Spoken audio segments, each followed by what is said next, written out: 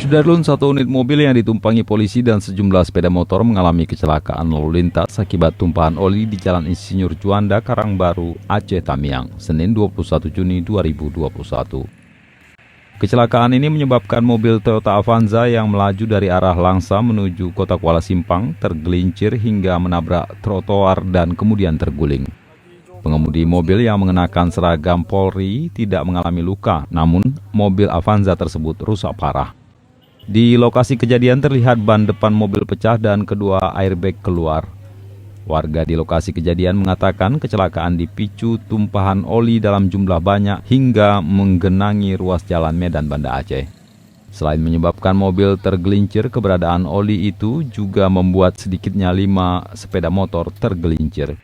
Warga sempat melihat jerigen merah ukuran 5 liter yang diduga sebagai sumber oli yang tumpah. Kasat Lantas Polres Aceh Tamiang AKP Handoko Suseno menghimbau pengelola maupun pengemudi mobil bak terbuka lebih teliti ketika mengemas barang bawaannya. Di sisi lain, dia juga mengingatkan petugas SPBU tidak melayani pembelian BBM menggunakan jerigen. Sementara tumpahan oli ini dibersihkan petugas BPBD bersama warga dengan menyiramkan pasir dan menyapunya hingga ke pinggir jalan.